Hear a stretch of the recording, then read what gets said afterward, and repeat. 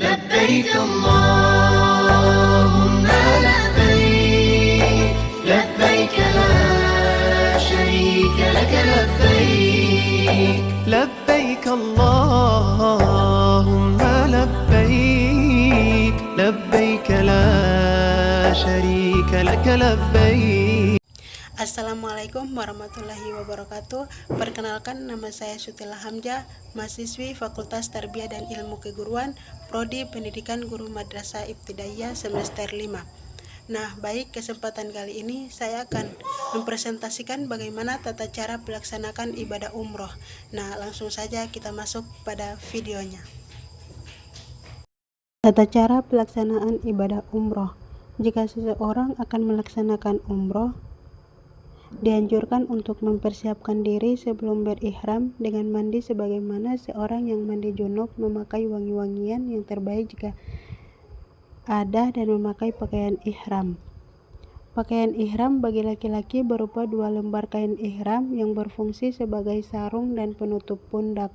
Adapun bagi wanita, ia memakai pakaian yang telah disyariatkan yang menutupi seluruh tubuhnya, namun tidak dibenarkan memakai cadar atau niqab penutup wajahnya, dan tidak dibolehkan memakai sarung tangan. Berihram dari miqat untuk dengan mengucapkan laika umrotun, labbaik umroh, aku memenuhi panggilanmu untuk menunaikan ibadah umroh. Jika khawatir tidak dapat menyelesaikan umroh karena sakit atau adanya penghalang lain, maka dibolehkan mengucapkan persyaratan setelah pengucapan kalimat di atas dengan mengatakan Allahumma mahilli haitsu habtati. Allahumma. Dengan mengucapkan persyaratan ini baik dalam umroh maupun ketika haji. Jika seseorang terhalang untuk menyempurnakan manasiknya, maka dia diperbolehkan bertahallul dan tidak wajib membayar dam atau menyembelih seekor kambing. Tidak ada alat khusus untuk berihram, namun jika tepan dengan waktu salat wajib, maka salatlah lalu berihram setelah salat. Setelah mengucapkan talbiyah umroh, dilanjutkan dengan membaca dan memperbanyak talbiyah berikut ini, sambil mengerahkan suara bagi laki-laki dan lirih bagi perempuan hingga tiba di Mekah. Labbaik Allahumma labbaik, labbaik la syarika laka labbaik, innal hamda wa ni'mata laka wal mulk la syarika lak. Aku menjawab panggilanmu ya Allah, aku menjawab panggilanmu, aku menjawab panggilanmu, tiada sekutu bagimu. Aku menjawab panggilanmu, sesungguhnya segala pujian, kenikmatan, dan kekuasaan hanya milikmu, tiada sekutu bagimu. Jika memungkinkan, seseorang dianjurkan untuk mandi sebelum masuk kota Mekah. Masuk Masjid Haram dengan mendahulukan kaki kanan sambil membaca doa masuk masjid. Allahumma ftahli abwaaba rahmatik. Ya Allah, bukalah untukku pintu-pintu rahmatmu.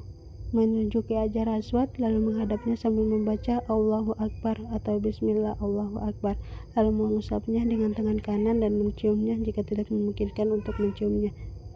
Maka cukup dengan mengusapkan lalu mencium tangan yang mengusap Hajar Aswad. Jika tidak memungkinkan untuk mengusapnya, maka cukup dengan memberi isyarat kepadanya dengan tangan, namun tidak mencium tangan yang memberi isyarat. Ini dilakukan pada setiap putaran tawaf. Kemudian memulai tawaf umrah 7 putaran, dimulai dari Hajar Aswad dan berakhir di Hajar Aswad pula, dan disunahkan berlari-lari kecil pada 3 putaran pertama dan berjalan biasa pada 4 putaran terakhir. Disunahkan pula mengusap rukun yamani pada setiap putaran tawaf, namun tidak dianjurkan mencium rukun yamani, dan apabila tidak memungkinkan untuk mengusapnya, maka tidak perlu memberi isyarat dengan tangan. Ketika berada di antara rukun yamani dan Hajar Aswad, disunahkan membaca Rabbana atina fid dunya hasanah wa fil akhirati hasanah wa qina adzabannar. Ya Rabb kami, karuniakanlah pada kami kebaikan di dunia dan kebaikan di akhirat, serta selamatkanlah kami dari siksa neraka. Quran Surah Al-Baqarah ayat 201. Tidak ada zikir atau bacaan tertentu pada waktu tawaf selain yang disebutkan pada nomor 12. Seseorang yang tawaf boleh membaca Al-Quran atau doa dan zikir yang ia suka. Setelah tawaf, menutup kedua pundaknya lalu menuju ke makam Ibrahim sambil membaca junubin Ibrahim musalla, dan jadikanlah sebagian makam Ibrahim tempat salat. Quran Surah Al-Baqarah ayat 125. Salat sunat tawaf 2 rakaat di belakang makam Ibrahim. Pada rakaat pertama setelah membaca surah Al-Fatihah, membaca surah Al-Kafirun, dan pada rakaat kedua setelah membaca Al-Fatihah, membaca surah Al-Ikhlas. Setelah salat disunahkan minum air zam-zam dan menyirami kepala dengannya. Kembali ke Hajar Aswad, bertakbir lalu mengusap dan menciumnya jika hal itu memungkinkan, atau mengusapkan atau memberi isyarat kepadanya. Kemudian menuju ke Bukit Safa untuk melaksanakan sa'i umrah, dan jika telah mendekati Safa membaca Inna Safa wal Marwah min syairillah. Sesungguhnya Safa dan Marwah adalah sebagian dari syariat Allah. Quran Surah Al-Baqarah ayat 158. Lalu mengucapkan Nabda'u bima beda'a Allah bih. Menaiki Bukit Safa lalu menghadap ke arah Ka'bah hingga melihatnya jika itu memungkinkan. Kemudian membaca Allah Maha Besar, Allah Maha Besar, Allah Maha Besar. Tiada sembahan yang berhak disembah kecuali hanya Allah semata, tidak ada sekutu baginya, miliknya lah segala kerajaan dan segala pujian untuknya, tidak yang menghidupkan, yang mematikan. Dia Maha Kuasa atas segala sesuatu. Tiada sembahan yang berhak disembah kecuali hanya Allah semata. Dialah yang telah melaksanakan janjinya, menolong hambanya dan mengalahkan tentara sekutu dan sendirian.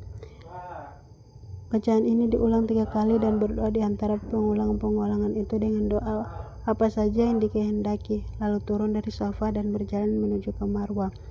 Disunahkan berlari-lari kecil dengan cepat dan sungguh-sungguh di antara 2 tanda lampu hijau yang berada di Mas'ah, tempat sa'i bagi laki-laki, lalu berjalan biasa menuju Marwah dan menaikinya. Setibanya di Marwah, kerjakanlah apa-apa yang dikerjakan di Safa, yaitu menghadap kiblat, bertakbir, membaca zikir dan berdoa dengan doa apa saja yang dikehendaki. Perjalanan dari Safa ke Marwah dihitung 1 putaran.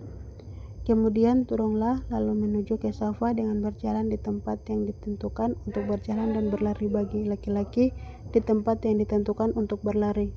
Lalu naik ke Safa dan lakukan seperti semula. Dengan demikian terhitung 2 putaran. Lakukanlah hal ini sampai 7 kali dengan berakhir di Marwah. Ketika sa'i tidak ada zikir-zikir tertentu, maka boleh berzikir, berdoa, atau membaca bacaan-bacaan yang dikehendaki.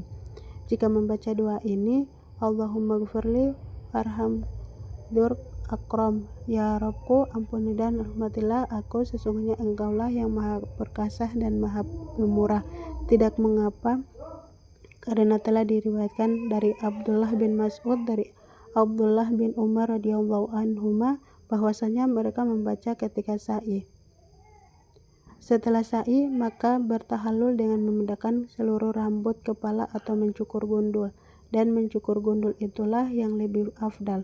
Adapun bagi wanita cukup dengan memotong rambutnya sepanjang 1 ruas jari.